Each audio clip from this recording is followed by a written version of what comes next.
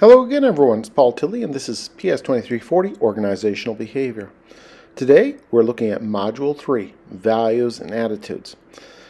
This is the second part of Unit 3, and in this section, we're going to be looking at attitudes. The second part of this chapter and this section looks at attitudes, and attitudes are really important because attitudes form up in us, and really the attitudes, our values affect our attitudes, but they form up in us. For some reason, we have a certain attitude. It might be founded, it might not be founded. But an attitude is the quickest and dirtiest explanation for it is it's an evaluative statement, either positive or negative towards objects, people, or events. You know, I don't like that product. I don't like what was it? I'm trying to think of something that Mackenzie, your age now. What were those stuffed toys? Those stuffed toys. They look like little dogs. Little stuffed toys. Oh, they all had little buttons on their belly button with some name on them. Anyway, whatever it is, there's a bunch upstairs, and our kids had them. And man, they were all over the place. And I was really driven by the fact that there was more. I blamed it on the grandparents for bringing more and more of them here. And there's about 30 of them up in the attic. And so I don't have a very good attitude towards those things. Now, other things, that stuff I like, I have a positive attitude for it. My wife reminds me all the time, if it was something I'd like, I'd be much more positive about it than I am. So our attitudes are really how we as individuals evaluate things in a positive or negative way. And they're fairly stable. They don't really change. You know, our attitudes, I suppose you can change your attitude, but it does take a bit of work. Okay. So people tend to be kind of stuck in that attitude, rightly or wrongly. And sometimes wrongly is more disturbing than anything else. But effectively, because we have those attitudes, it influences our behavior. And that behavior from a work perspective, which is what we're concerned about, from a work perspective, that can have some positive implications for work or some very negative implications for work. So we have to understand that attitudes exist and they influence us, particularly at work. And the reason that these things can have positive or negative is that you have a belief and a value put together to create an attitude. So, and that attitude then goes to create a behavior. I believe that working too hard is not good for you. I don't value hard work. So my attitude is I don't really like work. I'm just here to make some money and I'll get the job done. See you later.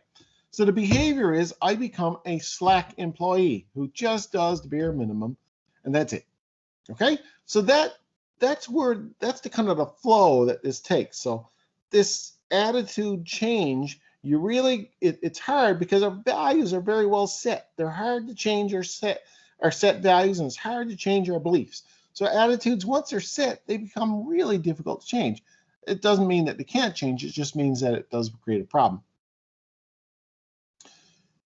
So our attitudes ultimately can have an impact on our job performance, which from an organizational behavior point of view is critical. This is very important. So research has indicated 4 really important things that attitudes can do for us. They can generate positive or negative job satisfaction, which is critical because if your attitude is such, you're going to be very difficult to satisfy or very easy to satisfy. So job satisfaction comes into play with regards to attitude. So when we're interviewing people, oftentimes job interviews will often try to get at people's attitudes, again, as a kind of an indicator for how they're going to be in terms of workers and how satisfied they'll be at work. Another thing that comes to play in terms of attitudes is your organizational commitment. Now, organizational commitment is one of these funny terms, but it effectively means how committed to the job are you? Some people get into an organization, they haven't got a lot of time for it, they're not very committed. They could be gone next week. See you later. It's no big deal. However, organizational commitment, as a person stays with an organization longer, the level of commitment has to go up. Not necessarily because they want it to, it's just they're kind of bought into it. You know, they have a pension or whatever. I can't leave now because I'll lose my, that sort of thing. So organizational commitment is very much affected by attitudes. And, if you're there and you have to be there because you're forced to be there, you could be like a wrecking ball inside that organization. So organizational commitment is a problem for organizations in terms of keeping the good. We want to make sure we keep the good, but also, it serves to keep the bad sometimes. The amount of job involvement that you have. How engaged are you in the workplace? And that's something that I often review in my own mind for myself, of how involved am I in the workplace and how has that changed over the years for me? And, and part and parcel with job involvement is employee engagement. How keen are your employees to be part of the organization? I have this little short video here, and the sound does come on. It's just a little bit late.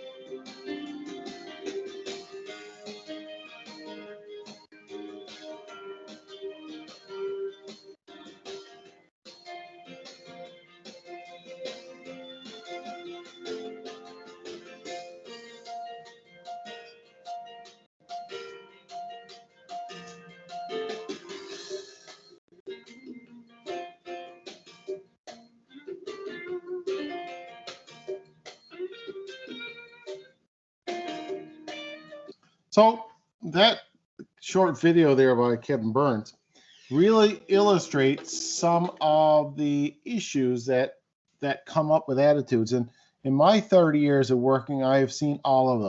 They're common in organizations.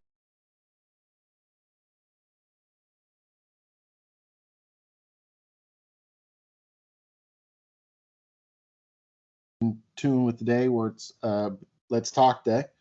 That people's attitudes can affect other people's mental health, let alone their own attitude and their own mental health. That has a big impact. It has a big impact on attitudes. Attitudes play a big impact on customers. What do customers get out of the relationship? And positive attitudes mean positive customers. And that certainly helps bring people into the business. So attitude plays such a huge role all around in all of these elements that it is something that managers don't focus enough on, but should. So it all boils down generally to job satisfaction, okay? How satisfied are you with your work environment? If your attitude is right, you're more likely to be satisfied. So job satisfaction refers to the collection of attitudes that workers have about their jobs. Interesting jobs that provide training, variety, independence, and control satisfy most employees. Now, I have to say, if I were to say my job, I've always had lots of opportunity to do training, related to the job or not, as like my other council job that I have, that is training for this job I do here. That's been the biggest bit of training I've ever done. The variety, my job have infinite. I think my job has a good bit of variety. Now, some people say, well, you're doing the same courses year over year. No, every year it's something different. Independence, nobody tells me what to do. I generally do it. I know within certain bounds, of course, but no one's looking over my shoulder. And control, I have control of how long a class runs or what we do in the class and these sorts of things. Again, no one's telling me within reason. Now, obviously, I have to follow the guidelines of the course, but generally, people who are instructors in the college and the university have a fair degree of control. And I think that we would classify our jobs as interesting jobs. Now, other jobs out there are probably not nearly as interesting because you don't have an opportunity for training. Your job doesn't have a lot of variety. There's not a lot of independence, and you don't have a lot of control. So that, the question is, for those jobs that those elements are not there for, what can we do to kind of compensate for that? And that's a big focus of a lot of research that's done. And there's also a strong correspondence between how will people enjoy the social context of the workplace and how satisfied they are. And again, speaking from my own perspective, that is something that I think we're all missing this year. That social perspective or the social element of the college has disappeared this year. I don't know about you guys. I think that you're more or less groping in the dark too, like a lot of us. And that really is taking away some of the fun of it. So this, interdependence, feedback, social support, interaction, all of those things that we get at a work environment are difficult to replicate online. And that's something that this pandemic is certainly, there's going to be a lot of research done on what happened after this is all over and what impact it had on people. You think about job satisfaction. Well, here's an example of job dissatisfaction. Here's bad bosses. This is a what not to do. It's funny how he gets all over my ass if I'm a minute late, but then he makes us wait 15. You were 2 minutes late, Nick. Morning. And I didn't think I had to punch a clock with you. That's all right. I'll just attribute this to your drinking problem. Yeah, I don't have Nick, that. please. We're in the middle of the meeting. Morning, everyone. So I have finally decided who I want to be our new senior vice president of sales. He's right here in this room. It's me. I've decided to absorb the responsibilities of the senior VP position into my own. I realized that if you want to get something done right, you've got to do it yourself. So I'm going to be breaking through the wall of the office that would have been the senior VP's and make one huge, enormous office. However, I will only be taking 85% of the additional salary I'm entitled to, and that is self-sacrifice, people. Learn from fucker! Son of a bitch!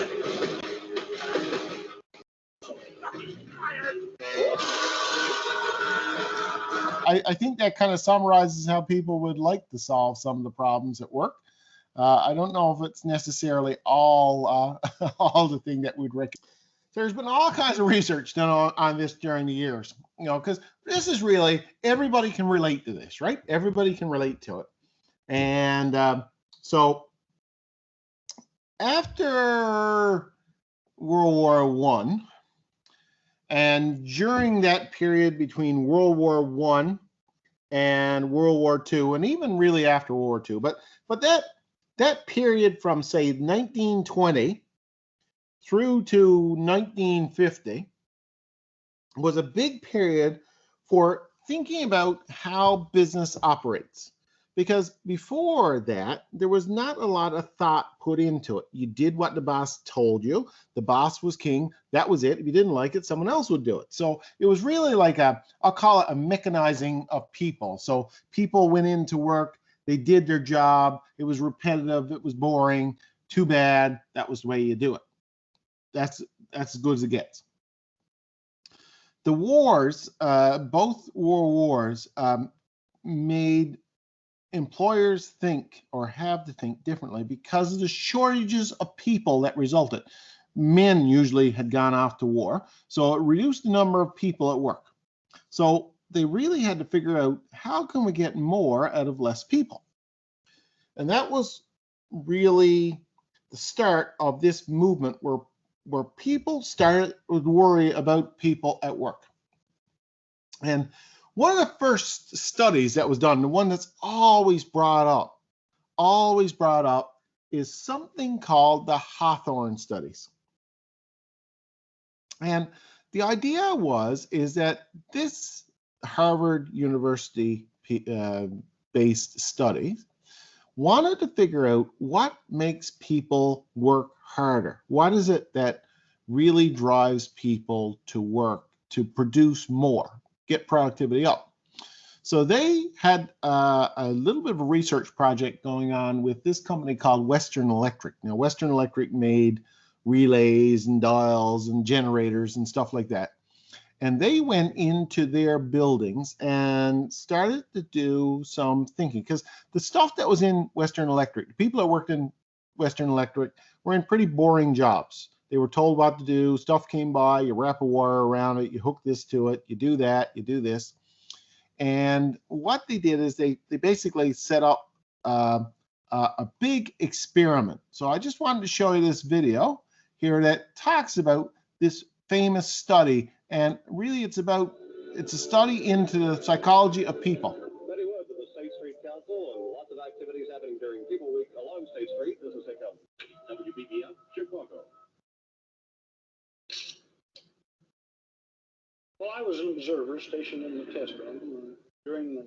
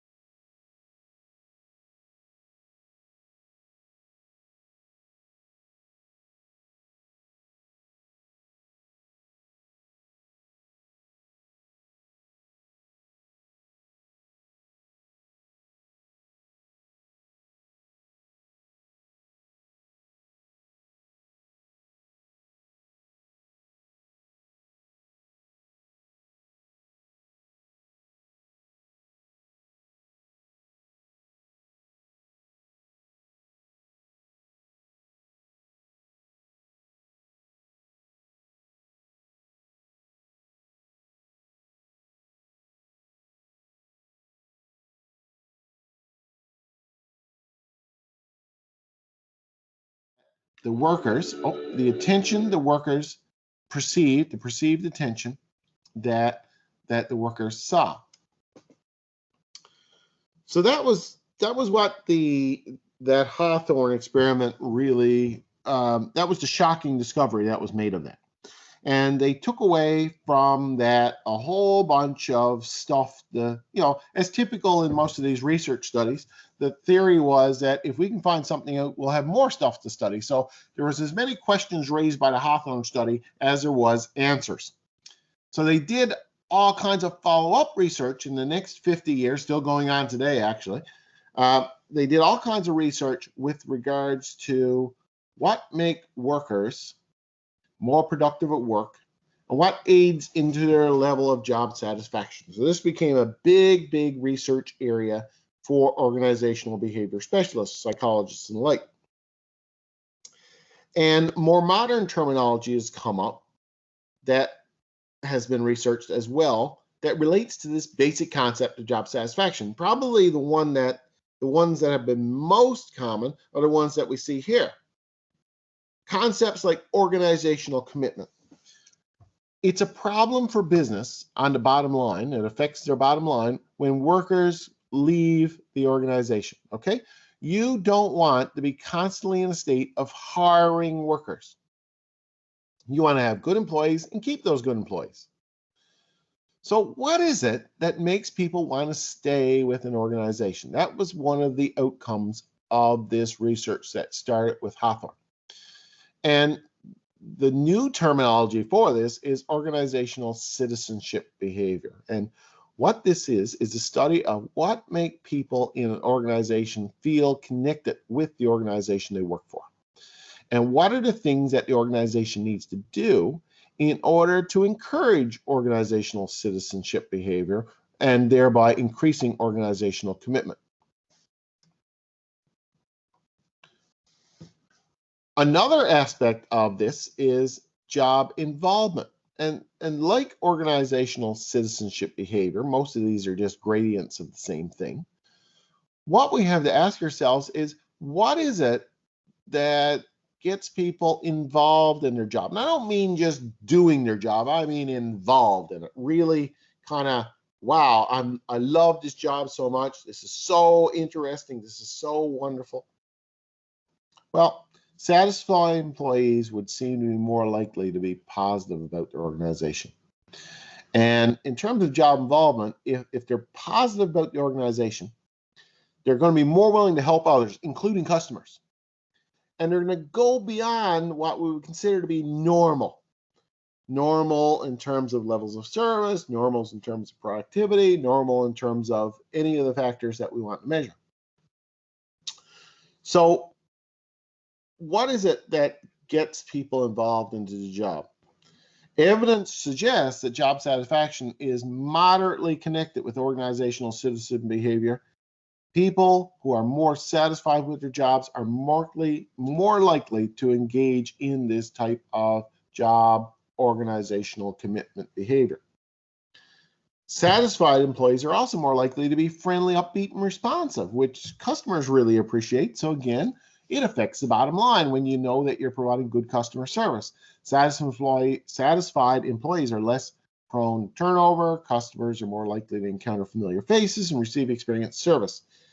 You know, if you go into a car dealership, for example, and you're used to seeing the person there behind the desk at the parts counter or the fix-it counter, whatever you call that service, it's always good to have the same person behind the service counter who knows who you are, know what car you got, these sorts of things. And if that constantly turns over, you're losing that familiarity, and people are prone to go buy a car somewhere else. So they need really to think about, how can we get employees to be committed and engaged in the job? And it all comes down to this word, loyalty. How can we make people loyal? So today, I want to look at this job satisfaction thing in more detail in terms of what is it that makes, if we think of job satisfaction as like a gauge on your car, it's like the gas gauge on a car, okay? You think about, What makes the car full or what makes the car empty? What makes job satisfaction full or job satisfaction empty in a job? There's a number of factors that this research that has been done that outcropped out of the folks at Hawthorne to think about job satisfaction, okay? And one of the determinants of job satisfaction is something called discrepancy. And discrepancy is really the amount of difference or the discrepancy between the job outcomes wanted and the outcomes that are perceived to be obtained by the worker. Okay, what does that mean? Let's translate that in English. If you feel that you are doing a job and you value in your mind that you think the job is worth X dollars a year, and you're getting paid less than X dollars a year, okay? You think that someone else is doing the same job somewhere else, they're making $10,000 more than me. That's what we call discrepancy. You feel that you are being slighted in some way. There's a gap between where you are and where you think you should be. That is going to lead to problems. And the reverse is also true. If you felt that you were making more than everyone else in similar jobs, that would be a positive discrepancy and it would contribute to your job satisfaction. Okay? So a person wanting to be a baseball pitcher might be dissatisfied when the team has placed them in the outfield position. In general, employees who have more of their job-related desires met are more likely to be job satisfied, and it's more than just money. I picked a simple example that dealt with money. But it could be, you know, a nice office. If you value a nice space to work in, or if you value nice colleagues working with, or if you value being able to leave when you need to leave because your kids are sick. Those things all make a difference with regards to job satisfaction. The next big thing that came up besides this discrepancy is fairness. And again, we need to be perceived as equitable in an organization. What that means is everybody is treated fairly. So in addition to discrepancy between the outcomes perceived and those that we desire, the other factor that determines job satisfaction is fairness. Distributive fairness, also called distributive justice, occurs when people receive what they think they deserve from their jobs. You work really hard. You go to work for someone, you work really, really, really hard. You show up every day, you go home every night, you do a good job. I'm there too. I sometimes don't bother to show up. I don't work really hard. I'm out for a smoke break all the time. I don't really do too much, actually. I'm pretty slack. You find out that I'm getting paid as much or more than you. I also got 1 week's extra vacation because you got 1 week's extra vacation this year. The boss gave us both 1 week's extra vacation because of the wonderful job that you're doing. You don't perceive that's fair. I got the same deal you got. You worked really hard. I was really slack. What's that going to say to you? Right? So fairness is a perception issue and it's a relative issue. Do you perceive that everybody is being treated fairly? So this whole concept of fairness is caught up in a whole theory that we'll look at called equity theory, which suggests that job satisfaction stems from a comparison of how much you put in to how much you get out. Okay, inputs consist of anything that people give up, offer, trade in the organization in exchange for outcomes. You work long hours, you work really hard, you expect to get some benefit out of that. You're not doing it for no reason whatsoever. So that could include things like education, training, seniority, hard work, high work quality. If I get exactly the same benefit that you get, I'm a slacker and you're working really hard, that's going to send all kinds of signals to you that make you unsatisfied. I learned a valuable lesson in this. Sometimes you learn the most valuable lessons by the things that you hate doing or you didn't hate doing. In 1986 or 7. Anyway, I was in university at the time, and I got a job. I got a summer job in St. John's. It was supposed to be a HR computer job, but it turned out to be painting a house. So I can't go to St. John's, downtown St. John's today without thinking of this. Anyway, it was an interesting. I worked at it for 6 weeks, and I was up on a scaffold painting the house and these sorts of things. So anyway, the guy I worked with had a neat little saying that, and you know, we were chatting the whole time we were there, and he had a hard life and not too great. And his general philosophy was do your job, but don't do too much of it. And I asked him why he thought that. He said, well, you know, people take advantage of that sort of thing. And I must say, there have been instances in this world that have occurred with me that I think, yeah, that philosophy is right. Do your job, but don't do too much of it. And this comes from this perception of equity. You know, if you put more in than what you got out, and there's a big disconnect there, and that's going to cause you grief, and you'll perceive unfairness, and that's going to lead to job dissatisfaction. The other type of fairness that we talked about is procedural fairness, and this is part of the fairness one, okay? This is fairness. But fairness amongst people is the first part. This is fairness in terms of how procedures. So if the process in an organization, let's say, for example, that the organization has a process. If you did something wrong, there is a 3-step process of discipline. First, you're a verbal warning, then there's a written warning, and then you're put off work for a few days. So let's assume that that is the process. And in most organizations, that is the process. But let's assume that that process is not followed. Someone else does a whole bunch of things and doesn't get any repudiation whatsoever. You do one thing and you get put off. You're going to look at that and say, well, the procedure for this process, I've done wrong. I recognize I've done wrong, but the procedure for this process was not followed. If the procedure was not followed, you feel inequity. Someone got a better deal than you. And that's going to lead to job dissatisfaction. So, you know, we need, like, you know, in organizations, this is so problematic in organizations because people are not good managers. You know, that's going to wreck your business if you own the business and you don't apply procedural fairness. You have a set of rules that you're supposed to follow, but you don't. So you treat one person one way and treat another person totally different. You know, adequate reasons for decisions need to be in place, consistent procedures used over time and across people, accurate information must be used, two-way communication, and some form of system to appeal. Unless those things exist, you're going to run into problems with job satisfaction. So larger organizations now, their human resource departments make sure, and you know, you can say, well, it makes it clumsy. It makes the organization clumsy when there's all kinds of rules and regulations and all this type of foolishness. But those rules and regulations ensure or help ensure, they don't ensure, they help ensure that these processes that are so important to procedural fairness are followed.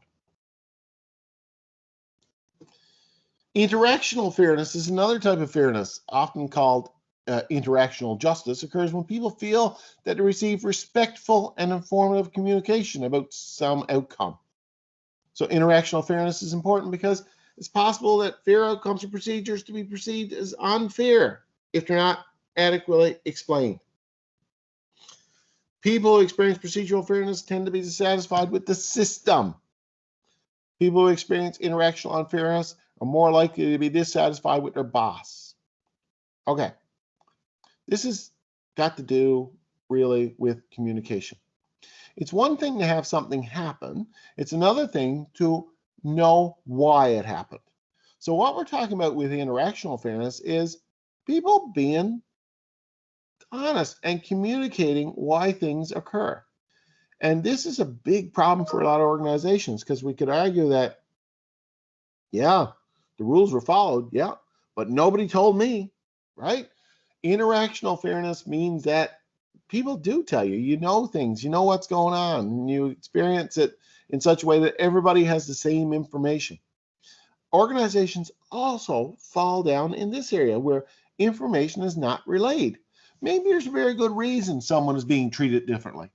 Maybe there's a reason that you got a heavier punishment than someone else. But unless you're aware of that reason, you're going to feel as if you weren't treated properly.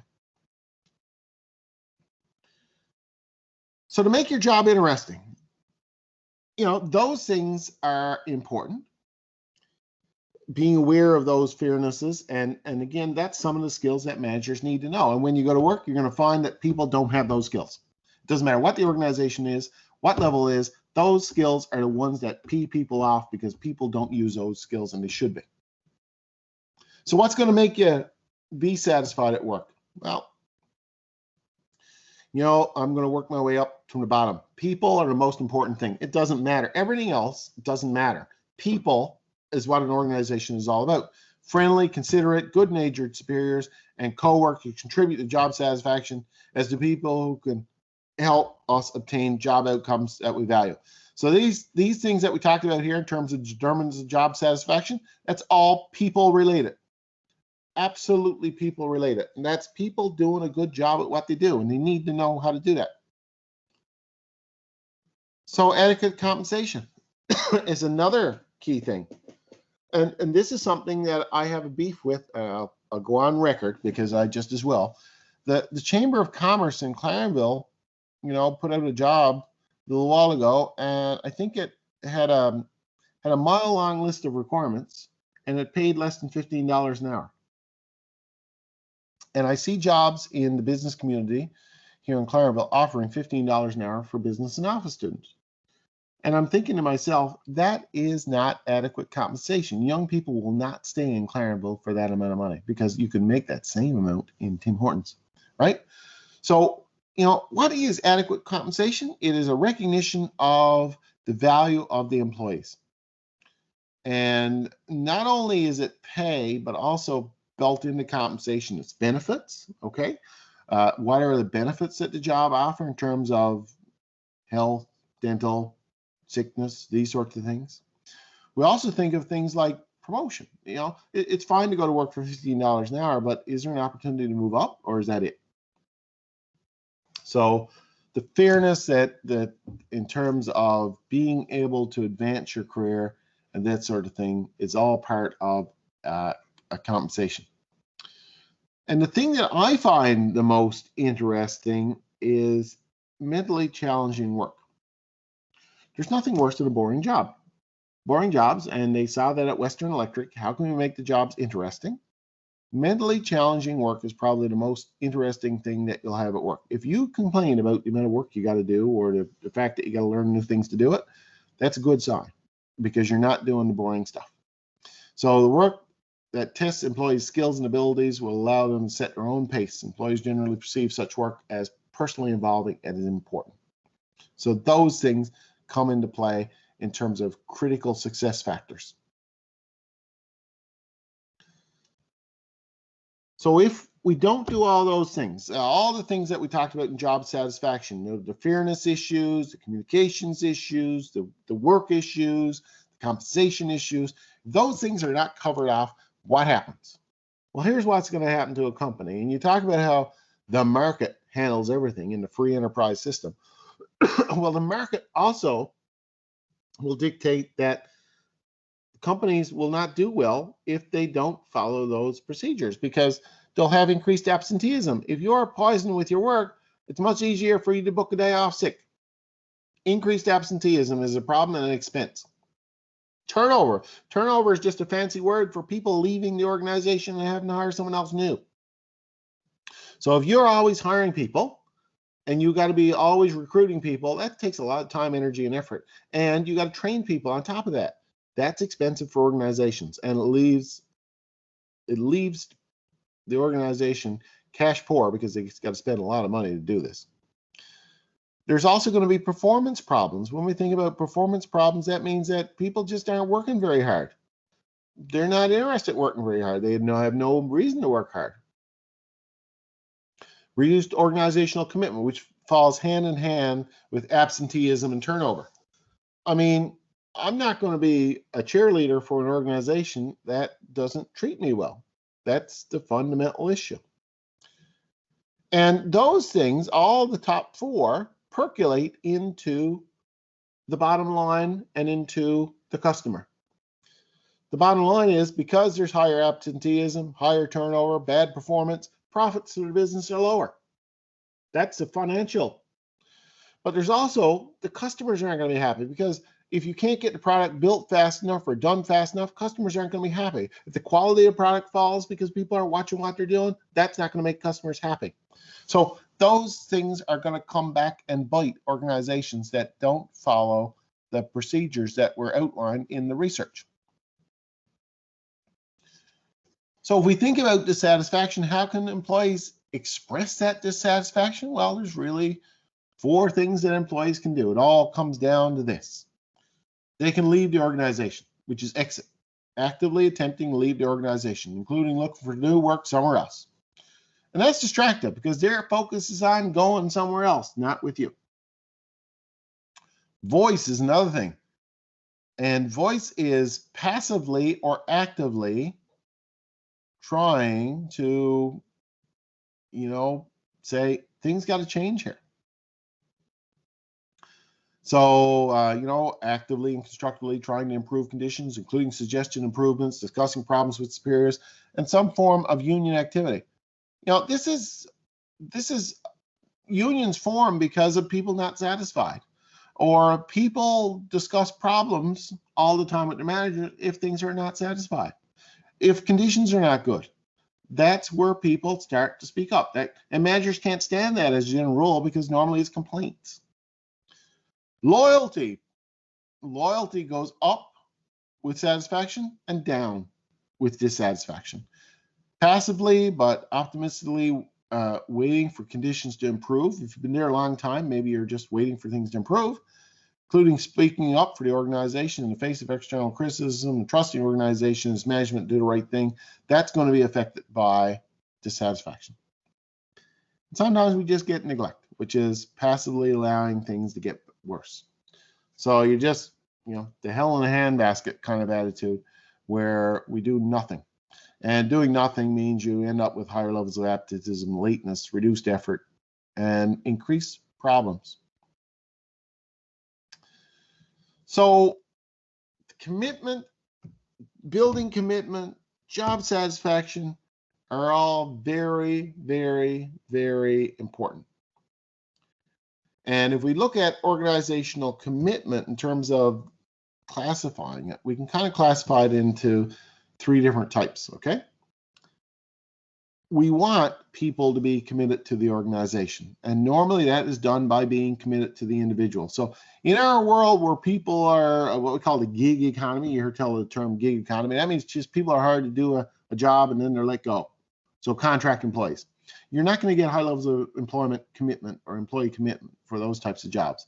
And organizations are starting to realize that now. If we can't commit to the employee is not going to commit to us. 3 different types of employee commitment come about because there's active commitment, which is based on relating to the company. You can relate to the company you're working for. And this is what we call organizational citizenship behavior, job involvement. These types of things are what called effective commitment. In our brain, as an employee, we love the organization and we're committed to it. It's like a relationship. It's effective commitment. We are committed to it. And then we got this longer term commitment called continuance commitment, which is based on the costs that you incur by leaving the organization.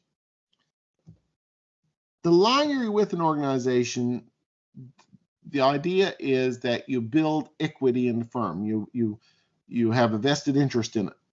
You have a pension, these sorts of things. It's longer term. Now, on the positive of that, continuance commitment means that the longer people are with you, the longer they're going to stay. So if you got a good people, you'll probably keep them. But on the other hand, if they feel they're trapped, that's not so good either. So continuous commitment also applies on the flip side. People want to leave, but they feel the cost of leaving are too great. That's not so good.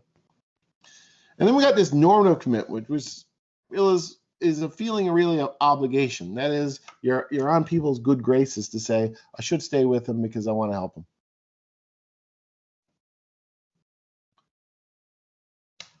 Okay, and if we want to think about fostering employee commitment, you know, how do we do that? If we had to say to a company, oh man, you know, employees, they're committed, they need to be committed. We need to get them better hooked up to us. We need to encourage commitment. That's something that all employers should do. So in the era of layoff, downsizing, restructuring, and reengineering, there's evidence that employees are losing commitment to their organizations. Tell me about it. Changes in the workplace can impact employee commitment in three main areas.